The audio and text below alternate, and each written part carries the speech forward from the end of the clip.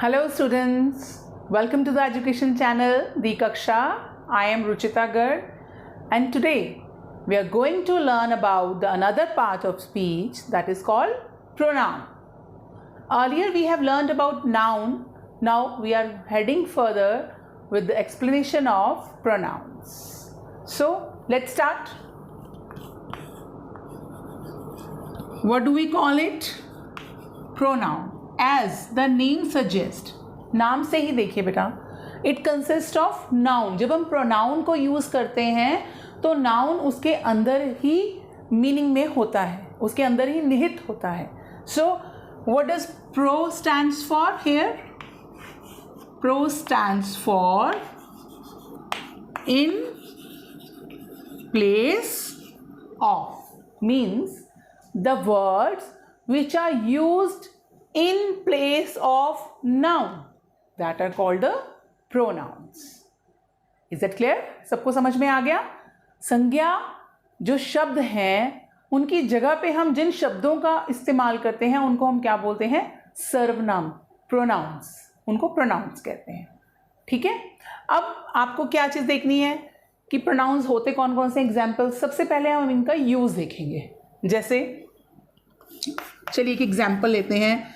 जैसे हम कई बार ऐसे लिखते हैं माई पेट डॉग की. So Tommy is my pet dog. It is very obedient. It is very faithful. Now what have you seen? This is a proper noun. ठीक है. इसके लिए हम बार बार टॉमी दोबारा तो नहीं यूज कर रहे हैं, क्योंकि अगर हम दोबारा बोलेंगे देखिए कैसा लगेगा. Listen, Tommy is my pet dog, Tommy is very obedient, Tommy is very faithful. It doesn't look nice that we keep on repeating the proper noun. So वो रेपिटेशन ना हो, नाउन्स को हम दोबारा दोबारा ना रिपीट करें, तो इसके लिए हमने कुछ वर्ड्स का यूज़ किया. जैसे इट, यहाँ पे भी हमने इट यूज़ किया. अपना पोजेशन दिखाने के लिए हमने एक प्रोनाउन यहाँ पे भी यूज़ किया है. इसके साथ ही ऑब्जेक्ट लगा हुआ है, ये मैं आपको आगे बताती हूँ. सो ऐसे वर्ड्स जो कि नाउन की जगह पे यूज़ हुए हैं उनको हम क्या बोलते हैं? Pronouns. Is that clear? So the basic funda is clear with you all. Let's move further. Pronoun has many types. So today in this video, in this lesson, we are going to learn about the very first type of pronoun that is called personal pronoun. But उसमें आपको मैं एक चीज़ बताना चाहूँगी. जो pronouns की types हैं, noun की जगह पे जो शब्द यूज़ होते हैं वो person के लिए किस तरीके से यूज़ होते हैं. इसमें हमारे पास 3 कैटेगरीज आती हैं. One is the first person, second person, third person. These are the categories of personal pronouns. Personal pronoun is the first type of nouns. So first person में कौन आएगा? First person. लैंग्वेज में first person कौन होता है? प्रथम पुरुष, जिसको हम हिंदी में बोलते हैं. जैसे मैं आप लोगों से बात कर रही हूं तो मैं बोलने वाली हूं. The person who is speaking, जो बोल रहा होता है उसको हम क्या बोलते हैं? First person. इसमें कौन कौन से वर्ड्स आते हैं? I and we. Then is the second person. कौन है second person? Like I am talking to you. Is that clear? तो आप, मैं जिससे बात कर रही हूं, the person whom we are speaking to, that are called the second person of personal pronoun. इसमें कौन सी कैटेगरी आती है, कौन से वर्ड्स आते हैं? you. And the third person is जिसके बारे में हम बात कर रहे हैं. वे, वह, राइट. मुझे, बोलने वाले को, और सुनने वाले को छोड़कर जब हम तीसरे पर्सन की बात करते हैं, किसी और की बात करते हैं, इसमें ऐसा नहीं कि सिर्फ पर्सन है. पर्सन, प्लेस, थिंग, एनिमल, कोई भी जो नाउन है, मुझे और आपको छोड़कर कोई भी जो नाउन है, कोई भी थर्ड पर्सन है, उसको हम किस कैटेगरी में लेते हैं? थर्ड. और इसमें हम कौन कौन से वर्ड्स यूज करते हैं? He, she, it and they. So these are the main three categories of personal pronoun. Now we are going to learn about the usage. ये तो आपने टाइप्स पढ़ी. आपने बहुत बार सुना होगा आई वी के साथ, जैसे हमने अभी मेन एग्जांपल ली थी, माई भी था. ठीक है, आई के लिए हम मी भी यूज करते हैं, अस भी यूज करते हैं वी के लिए. Then we use your, our, his, him. तो ये सब क्या है? ये मेन इन्हीं 3 टाइप्स ऑफ पर्सनल प्रोनाउंस की आगे यूजेज के अकॉर्डिंग वर्ड फॉर्मेशन चेंज हो जाती है, जिसका मतलब सिर्फ यही होता है, but there are different kind of words. So let's study about the usages of personal pronoun in detail. I will tell you how you can have simple learning of personal pronouns, and during the examination you can have a very quick look and learning of personal pronouns. आप इस table को या अभी जो मैं आपको पढ़ाने जा रही हूँ, अगर आप उसको ध्यान से सुनेंगे और अच्छे से देखेंगे, एग्जामिनेशन पॉइंट ऑफ व्यू से वो आपके लिए बहुत इंपॉर्टेंट है, और आप कभी भी कोई मिस्टेक नहीं करेंगे अगर आप अच्छे से सीखेंगे. तो चलिए मैं आपको बताती हूँ कि पर्सनल प्रोनाउंस को हम पर्सन के कैटेगरीज के अकॉर्डिंग कैसे स्टडी करेंगे. तो सबसे पहले हम लिखेंगे पर्सन. पर्सन में अभी आपने पढ़ा फर्स्ट पर्सन होता है, then is the second person and then is the third person. After that we'll be having a category of numbers. numbers का मतलब number of noun. मैंने यहाँ पे शॉर्ट फॉर्म यूज किया है बिकॉज मैं चाहती हूँ कि आपको पूरा टेबल में एक ही विजुअल में दिखा सकूं, राइट? जैसे कि सिंगुलर एंड प्लूरल. सो ये हमारी क्या आ गई है? नंबर की कैटेगरी. अब फर्स्ट पर्सन और नंबर की कैटेगरी में जो आगे की कैटेगरीज हैं वो हमारी बेस्ड हैं फॉर्मेशन ऑफ सेंटेंसेस पे. फॉर्मेशन ऑफ सेंटेंसेस के लिए बच्चों मैं आपके लिए एक और अलग से वीडियो करूंगी, लेकिन थोड़ा सा बेसिक आपको अभी बताऊंगी सो दैट आप प्रोनाउंस में उसको कैसे यूज करते हैं वो आप सीख सके. जब भी हम सेंटेंस लिखते हैं सबसे पहले आता है subject, then verb and then is the object. ये हमारा इंग्लिश में राइटिंग का फॉर्मेशन है. जैसे ही प्लेज फुटबॉल. ठीक है, ही प्लेज फुटबॉल. अब ही कौन है? Subject, then plays is the verb and football is the object. यहां पे ही जो है प्रोनाउन है, ये वर्ब है, और ये हमारे पास क्या आ गया? नाउन. लेकिन सब्जेक्ट वर्ब ऑब्जेक्ट में उनकी क्या कैसे यूजेज है? सब्जेक्ट कौन होता है? कर्ता, करने वाला, डूअर ऑफ एन एक्शन. जो किसी काम को करता है उसको हम क्या बोलते हैं? सब्जेक्ट.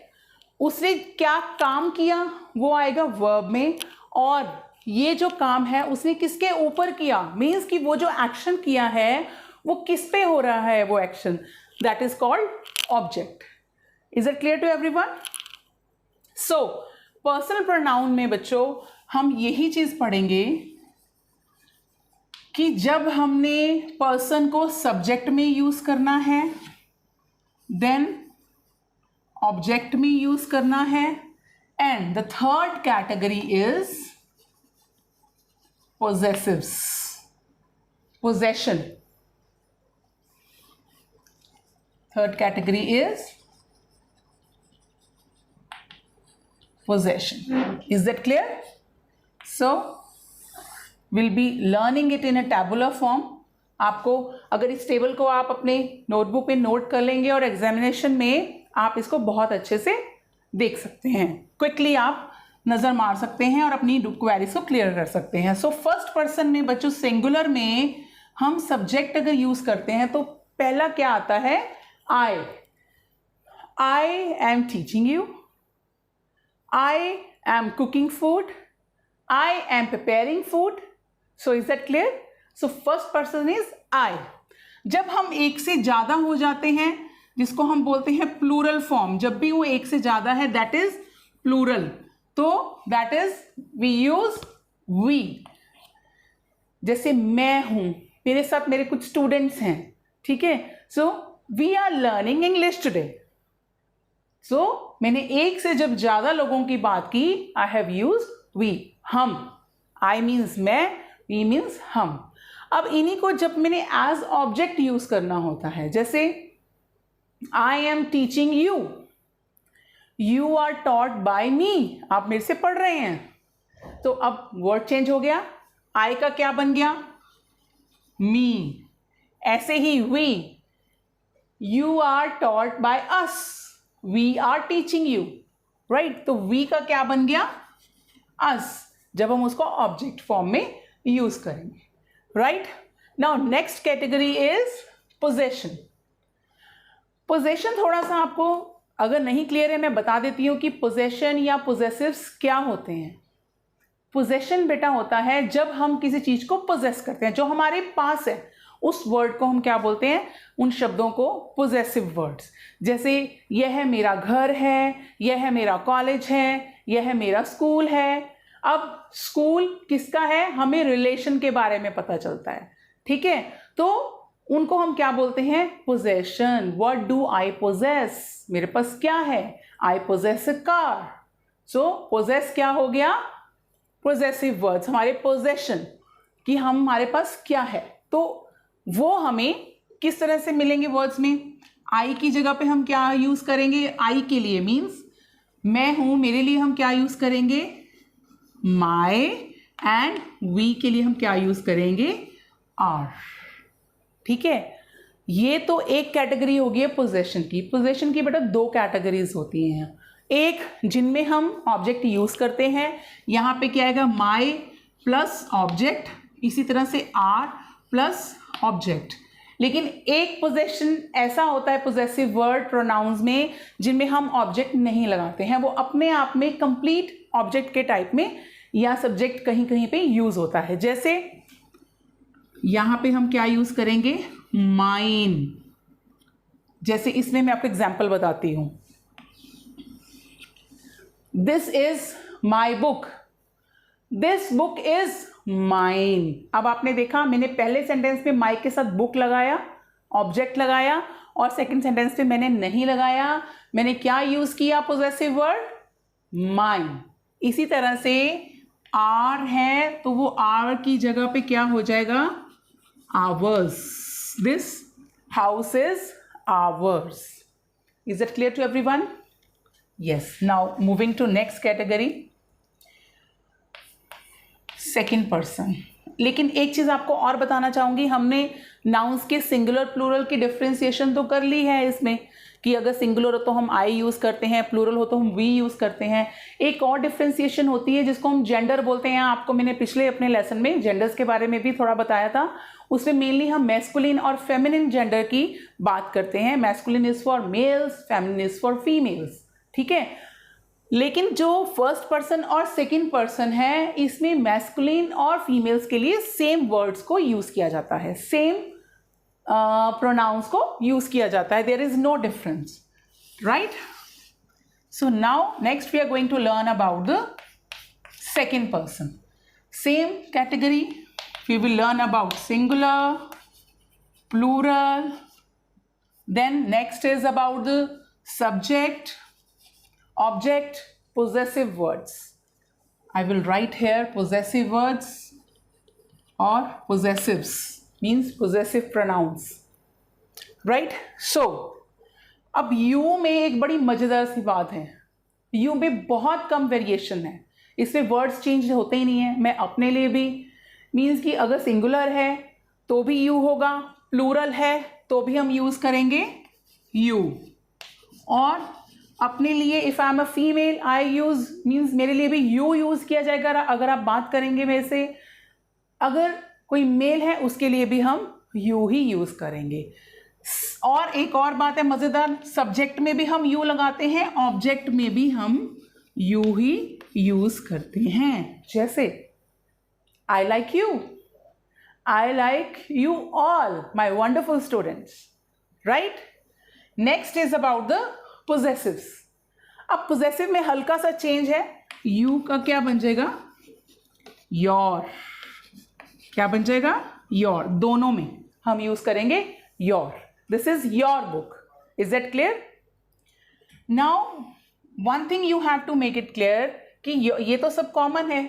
यहाँ पे भी your है तो आप ऑब्जेक्ट को साथ में ऐड करेंगे, और अगर your आपने खाली ऑब्जेक्ट की तरह पे यूज करना है तो वो क्या बन जाएगा? yours. क्या हो जाएगा? This is the second type of possessive pronoun. ठीक है? Is it clear?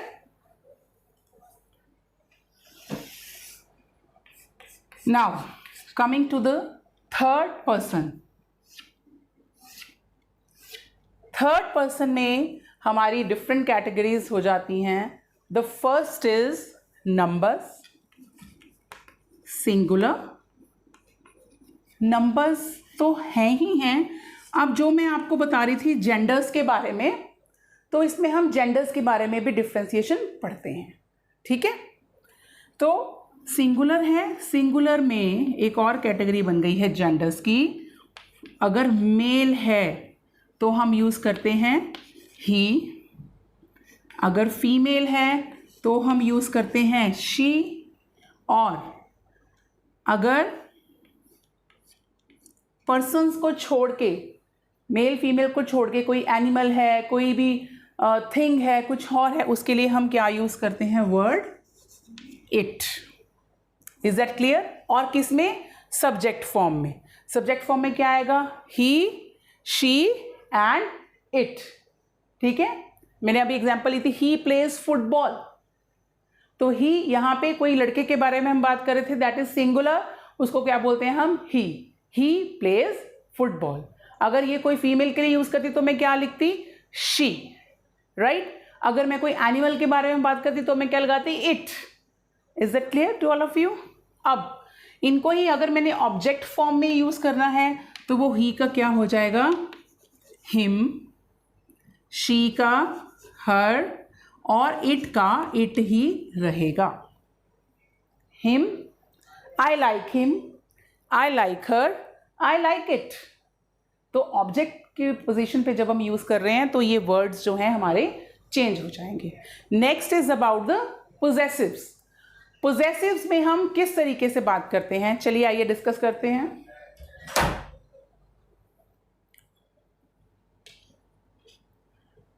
पोजेसिव्स में ये उसकी है, लड़के के लिए, लड़की के लिए, उनकी है, ज़्यादा है, कम है, वो सब हम इसमें डिस्कस करेंगे. ठीक है? तो ही का क्या बन जाएगा? This is his book. Possession में हम क्या यूज़ करेंगे? His. Then it is her book. Females के लिए हर, और बाकी सबके लिए जो न्यूटर हैं, न्यूटर जेंडर हैं, उनके लिए हम क्या यूज़ करेंगे? इट. सारी नॉन लिविंग के लिए, एनिमल्स के लिए, सबके लिए हम इट यूज़ करते हैं पोजेसिव में. It's, not it, it's. Right? Yours और इट्स जो है, इसमें एक बहुत जनरल सी मिस्टेक होती है. जनरली हम इनमें अपोस्ट्रोफी एस यूज़ करते हैं. जो इट्स अपोस्ट्रोफी एस है, that is the short form of it is. और जो योर्स है उसमें हमेशा से अपोस्ट्रोफी लगा दिया जाता है, जो कि बिल्कुल गलत है. वो लगाना ही नहीं चाहिए, उसकी कोई प्लेस नहीं है. Is it clear? क्योंकि हमेशा यू आर होता है, योर बनता है, वो अपोस्ट्रोफी का योर्स नहीं होता है. जनरली हम लिखते हैं योर्स फेथफुली, योर्स सिंसियरली, तो उसमें अपोस्ट्रोफी एस नहीं लगेगा. Is it clear to all of you? Now last but not the least category is of plural. Plural में कोई भी जेंडर की कैटेगरी नहीं होती है. ठीक है? इसमें हम वर्ड यूज़ करते हैं दे सब्जेक्ट की फॉर्म में. जब वो ऑब्जेक्ट आ जाएगा तो क्या बन जाएगा? देम. जैसे they are going, we are meeting them. और जब हम पोजेसिव्स की बात करते हैं तो वहाँ पे वो क्या आ जाएगा? Their. It is their house. Is that clear to all of you? और एक और पोजेसिव्स में हमने इसमें भी पढ़ेंगे कि एक हमारी टाइप होती है जिसमें ऑब्जेक्टिव पोजेसिव्स होते हैं, जिनके साथ हम ऑब्जेक्ट लगाते हैं, वो ऑब्जेक्ट, और जो अपने आप में कंप्लीट ऑब्जेक्ट होते हैं उनके साथ हम कोई ऑब्जेक्ट नहीं लगाते हैं। तो हिज में ये दोनों के लिए कॉमन होता है, ठीक है। हर में क्या होगा, वो बन जाएगा, अब उसमें हम लिखेंगे हर्स, और इट्स और हिज तो सेम ही रहने वाले हैं, ठीक है। और जो देयर है वो क्या बन जाएगा, देयर्स। तो ये हमारी सेकेंड टाइप ऑफ पोजेसिव्स है। Is that clear to all of you? So ये हमारा एक टेबल है पर्सनल प्रोनाउंस को लेके। I have tried to make you clear all the fundas. इनकी आप डिफरेंट एग्जाम्पल्स लीजिए बच्चों। आपको प्रैक्टिस करने के लिए हर एक आई के साथ सेंटेंस बनाइए, मी के साथ, दोनों पोजेसिव्स के साथ, my, mine, then we, us, our, ours, you, your, you, yours, he, him, his, then she, her, hers, its, them, they, them, and theirs. So ये हमारी क्या है, ये जो चेंजेस होते हैं डिफरेंट कैटेगरीज की वजह से हम पर्सनल प्रोनाउन की फॉर्मेशंस को चेंज कर देते हैं। हमारे जो वर्ड फॉर्म्स हैं वो चेंज हो जाती हैं, उनमें थोड़े चेंजेस आ जाते हैं। So my dear students, I hope you liked the video. I do hope कि आपको बहुत पसंद आया होगा और समझ भी आया होगा। I want you to make your doubt clear from me by commenting in the chat box. आपको कोई भी कन्फ्यूजन है, आप चैट बॉक्स में अपने कमेंट्स डाल सकते हैं और मुझसे कभी भी आप पूछ सकते हैं, आपको कोई भी क्वेरी होती है। देर ना करें, जल्दी से जल्दी मेरे चैनल को सब्सक्राइब करें और बेल आइकन को प्रेस करें। इस टॉपिक को या जो भी टॉपिक मैं पढ़ाती हूँ उनको ज़रूर प्रैक्टिस करें और मुझसे कभी भी आप अपने डाउट्स क्लियर कर सकते हैं। Till then, stay home, stay safe, take care, bye bye.